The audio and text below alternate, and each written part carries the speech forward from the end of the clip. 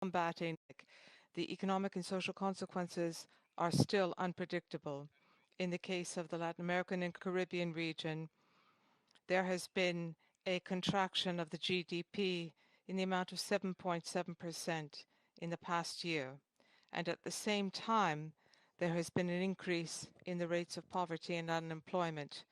Worldwide, some 131 million people have fallen into poverty. In the global north, paralysis in production and consumption have put some of the most powerful economies of the world into recession, while the social protection systems in those countries, due to neoliberalism, have been failures. In the face of the pandemic, we are all vulnerable, but we are not all equally vulnerable because earlier asymmetries have only deepened further. Any exclusive progress in one country or one region will subsequently lose out because of the spread of the illness in another region. We are not going to overcome COVID-19 in the rich countries until all countries of the world have overcome it. The same will happen in terms of economies. There will not be global economic recovery until the very last economy of the world has overcome this crisis.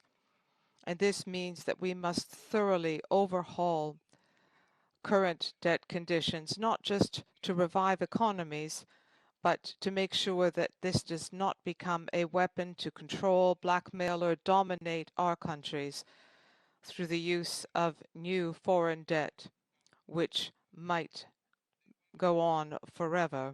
Similarly,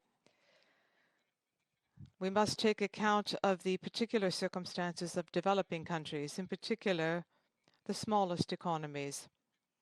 More than a temporary suspension of debt, we need comprehensive restructuring, without that meaning relinquishing our sovereignty. At the beginning of the pandemic, there was an agreement in the G20 to have a moratorium on debt servicing for the poorest countries in paying their official debt.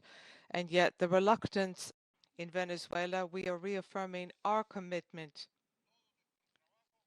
to make our contribution to finding a solution to the current crisis, starting with a change in the financial system and reducing inequality. We must create a community with a different future, the common future for mankind. We must overcome the errors of neoliberalism, which have